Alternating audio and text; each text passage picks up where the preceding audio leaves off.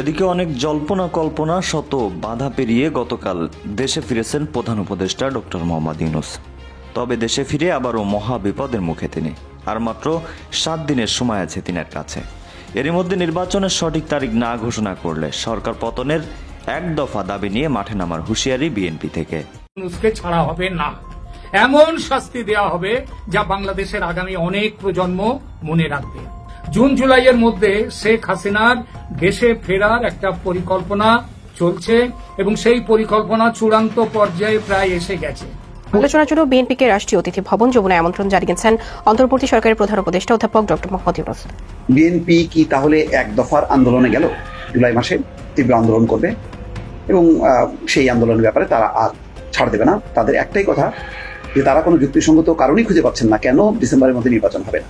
খুব তাড়াতাড়ি উপদেষ্টা পরিষদে বেশ কিছু অদল বদল হবে। 3 জন উপদেষ্টা তাদের পারফরমেন্সের কারণে বাদ যাবেন, এছাড়া আরো 3 জন উপদেষ্টা স্বেচ্ছায় সরে যেতে যাচ্ছেন। 2023 সালের শুরু থেকেই ধীরে ধীরে এক ভয়ঙ্কর ষড়যন্ত্রের সূচনা হয়। টার্গেট বিএনপির ভারপ্রাপ্ত চেয়ারম্যান তারেক রহমান, যিনি তখন যুক্তরাজ্যে অবস্থান করছিলেন।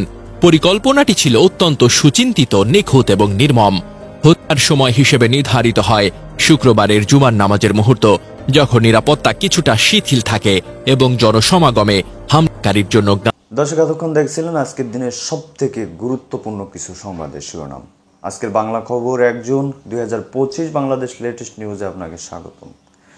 দর্শক যে যেখানে আছেন আশা করি ভালো আছেন। খুবই গুরুত্বপূর্ণ কিছু সংবাদ আমাদের হাতে এসে পৌঁছেছে। রীতিমতো একটি সংবাদ তো রীতিমতো বাংলাদেশকে কাঁপিয়ে দিয়েছে, সেটা হলো সুব্রত বাহিনী। লাস্টে যে শিরোনামটা দেখছিলেন যে শুক্রবার তারেক রহমানকে হত্যা করার যে প্ল্যান করছিল, সেই সংবাদটি ইতিমধ্যে আমাদের হাতে এসে পৌঁছেছে। সেটা আপনাদের শুরুতেই দেখাবো। তারপর আপনাদের দেখাবো ডক্টর ইউনূস সাহেব বাংলাদেশে ফিরেছেন জাপান থেকে। সেটা তিনার জন্য ভালো হয়নি।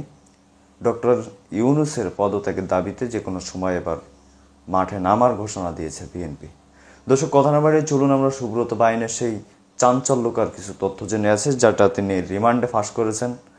যেহেতু তথ্যটি হাতে এসেছে সেটি আপনাদের শুরুতেই দেখিয়ে নিই, তারপর আমরা একে একে তথ্যগুলো দেখব। তো কথা নয়, চলুন স্ক্রিনে বিস্তারিত দেখে আসি। অবশ্যই শেষ পর্যন্ত থাকবেন, জানতে পারবেন অনেক তথ্য। তো কথা না বাড়িয়ে চলুন স্ক্রিনে। 2023 সালের শুরু থেকেই ধীরে ধীরে এক ভয়ঙ্কর ষড়যন্ত্রের সূচনা হয়। টার্গেট বিএনপির ভারপ্রাপ্ত চেয়ারম্যান তারেক রহমান, যিনি তখন যুক্তরাজ্যে অবস্থান করছিলেন। পরিকল্পনাটি ছিল অত্যন্ত সুচিন্তিত, নিখুঁত এবং নির্মম। হত্যার সময় হিসেবে নির্ধারিত হয় শুক্রবারের জুমার নামাজের মুহূর্ত, যখন নিরাপত্তা কিছুটা শিথিল থাকে এবং জনসমাগমে হামলাকারীর জন্য গা ঢাকা দেওয়া সহজ হয়। এই মিশনের জন্য বেছে নেওয়া হয় সুব্রত বাইনকে। এক পেশাদার ঘাতকের মতো প্রশিক্ষণ দিয়ে গড়ে তোলা হয় তাকে। ঢাকায় গোপনে এক র্যাব অফিসে তৈরি করা হয় স্নাইপার ট্রেনিং রুম। সেখানে তাকে শেখানো হয় স্নাইপার রাইফেল ও টেলিস্কোপিক সাইট ব্যবহার, মুভিং টার্গেটের নিখুঁত হেডশট, দূরত্ব, বাতাস, আর্দ্রতা বিবেচনায় গুট ফোড়া এবং অপারেশনের পর এলাকা থেকে ঝটপট সরে যাওয়ার কৌশল। মিশনের ছক ছিল এমন: লন্ডনের এক নির্দিষ্ট মসজিদ, যেখানে প্রতি শুক্রবার তারেক রহমান জুমার নামাজ আদায় করেন, সেটি নির্ধারিত হয় হামলার স্থান হিসেবে। মসজিদ সংলগ্ন এলাকার সিসিটিভি ফুটেজ, প্রবেশ প্রস্থান পথ, ট্রাফিক প্যাটার্ন সব খুঁটিনাটি বিশ্লেষণ করা হয়। তারেক রহমানের দেহরক্ষীদের গতিবিধি, গাড়ির টাইমিং এবং রুট পরিবর্তনের অভ্যাস, সেগুলোরও বিস্তারিত নজরদারি চালানো হয়। পরিকল্পনা ছিল মসজিদের পাশের একটি উঁচু ভবনের ছাদে সুব্রতকে বসানো হবে একটি দূরপাল্লার স্নাইপার রাইফেল সহ। টার্গেট হেডশট, মাত্র একটি গুলি, নিখুঁত ও চূড়ান্ত। আর সবচেয়ে ভয়ঙ্কর অংশ, অপারেশন শেষে সুব্রত বাইনকেও হত্যা করে নিখোঁজ করে ফেলার নির্দেশনা ছিল, যেন কোনো প্রমাণ না থাকে।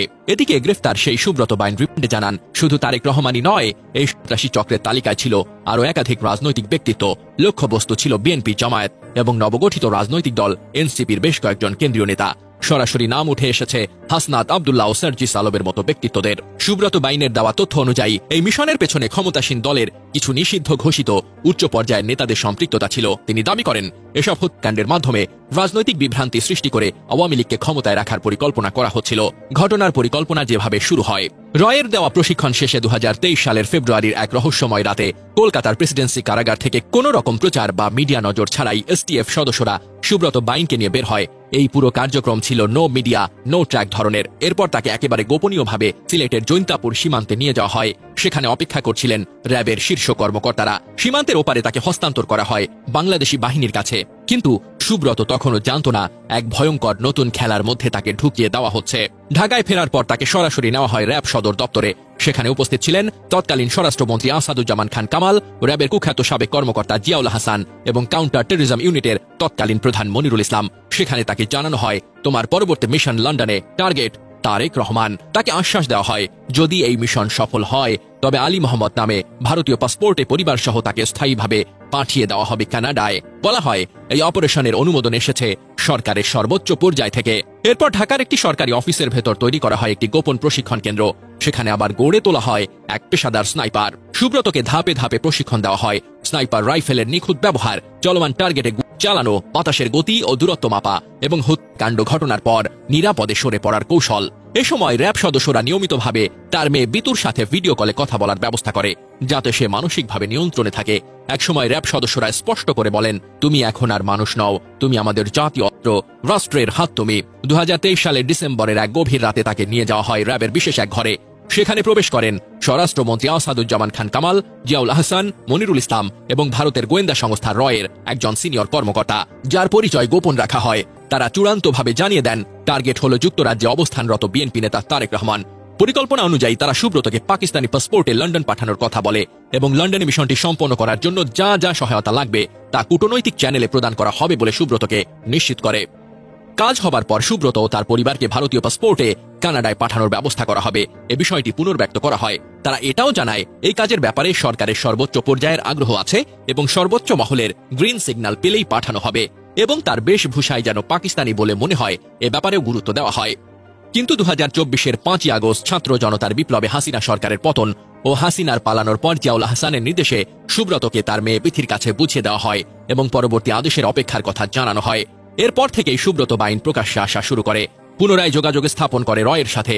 সুব্রতকে সহায়তা করতে বাংলাদেশের স্যাটেলাইট ফোন সহ পাঠানো হয় মোল্লা মাসুদকে। আর এই দুই শীর্ষ সন্ত্রাসীর সাথে পলাতক আওয়ামী শীর্ষ নেতাদের যোগাযোগের মাধ্যম হয় নেপালে পলাতক আরেক সন্ত্রাসী লেদার লিটনকে। 2025 সালের মে মাসে কুষ্টিয়ায় যৌথ বাহিনীর গোপন অভিযানে সুব্রত বাইন ও তার এক সহযোগী গ্রেপ্তার হন। বর্তমানে তিনি 8 দিনের রিমান্ডে রয়েছেন। নিষ্প্রভ হয়ে গেছেন এবং তাকে সরিয়ে দেওয়া হবে। এছাড়াও বাণিজ্য উপদেষ্টা মিস্টার বশির, শেখ বশির, তাকেও সরিয়ে দেওয়া হচ্ছে। তার পারফরমেন্স খুব একটা ভালো না এবং তিনি সিন্ডিকেট তেমন ভাঙতে পারেননি, দ্রব্যমূল্য নিয়ন্ত্রণ করতে পারেননি। তার রাজনৈতিক অবস্থা নিয়েও শুরু থেকে বিতর্ক ছিল, কারণ তিনি আওয়ামী লীগের লোক হিসেবে পরিচিত এবং তিনি আওয়ামী লীগার হিসেবে কিন্তু এই জুলাই আগস্টের ষড়যন্ত্র যেটা হলো সেখানে তিনি একটা মার্ডার কেসেরও আসামি। এরকম একটা মার্ডার কেসের আসামি হওয়ার পরেও কি করে তিনি ডক্টর ইউনূসের উপদেষ্টা পরিষদে ঢোকেন সেটা নিয়ে প্রথম থেকেই কথা ছিল, কিন্তু তারপর তার পারফরমেন্সের দিক দিয়েও তিনি যেহেতু খুব ভালো করেননি, সুতরাং তাকেও বাদ দেওয়ার তালিকায় রাখা হয়েছে। তবে তিনি এমন একটা পরিবার থেকে এসেছেন যে পরিবারে জামাত, বিএনপি, আওয়ামী লীগ সব আছে, তো সেই দিক দিয়ে মোটামুটি ব্যালেন্স করেই তিনি চলেন। আরেকজন উপদেষ্টা বাদ যাওয়ার কথা শোনা যাচ্ছে, অর্থ উপদেষ্টা ডক্টর সালেউদ্দিন আহমেদ, কিন্তু এই মুহূর্তে বাজেট নিয়ে কাজ করার কারণে তাকে হয়তো এই মুহূর্তেই সরিয়ে না দেওয়া হতে পারে। কিন্তু তার বিরুদ্ধে অনেকটা বিশ্বাস ভঙ্গের গোপন অভিযোগ আছে, যে বলা হয় যে তিনি বিএনপির সমর্থক এবং সেই সমর্থনটা অনেক সময় ডক্টর ইউনূসের জন্য বিব্রতকর হয়ে দাঁড়ায়। তো এই 3 জনকে বাদ দেওয়ার একটা পরিকল্পনা হয়েছে। এছাড়া আরো 3 জন উপদেষ্টা স্বেচ্ছায় সরে যেতে চাচ্ছেন। তার মধ্যে একজন প্রাথমিক ও গণশিক্ষা বিষয়ক মন্ত্রণালয়ের উপদেষ্টা ডক্টর বিধান রঞ্জন রায় মোটামুটি আর মানে তিনি তার জবটা এনজয় করছেন না এবং তিনি, আমি যতদূর জানি, তিনি একজন বিশেষজ্ঞ চিকিৎসক এবং তাকে মানুষ পছন্দ করে। তো এই যে উপদেষ্টা পরিষদ বর্তমানে ডক্টর ইউনূসের নেতৃত্বে যে ঘটনাগুলো ঘটছে, বিধান রঞ্জন রায়ের মতো মানুষের পক্ষে এগুলো মেনে নেওয়া আমি যতটুকু আমার মনে হয় যে খুব একটা সুইটেবল কিছু না। So he is just planning to give up. হ্যাঁ, এছাড়া মুক্তিযুদ্ধ বিষয়ক মন্ত্রণালয়ের উপদেষ্টা ফারুকী আজম, তিনিও আর এই উপদেষ্টা পরিষদে থাকতে চাচ্ছে না। তিনি তা বারবার বলেছেন যে হি ওয়ান্টস টু রিজাইন। আরেকটা বিস্ময়কর বিষয় হলো যে আমাদের এই যে পরিবেশ বন উপদেষ্টা Syeda Rizwana Hasan, she also wants to resign. তিনি এই যে overall she is not satisfied. তো একটা মতামত পড়ছিলাম, সোহরাব হাসান লিখেছেন, বিএনপি কি তাহলে এক দফার আন্দোলনে গেল? এখন আপাতত তাই যে তারা 1 মাস সময় দিয়ে জুলাই মাসে তীব্র আন্দোলন করবে এবং সেই আন্দোলনের ব্যাপারে তারা আর ছাড় দেবে না। তাদের একটাই কথা যে তারা কোনো যুক্তিসঙ্গত কারণই খুঁজে পাচ্ছেন না কেন ডিসেম্বরের মধ্যে নির্বাচন হবে না।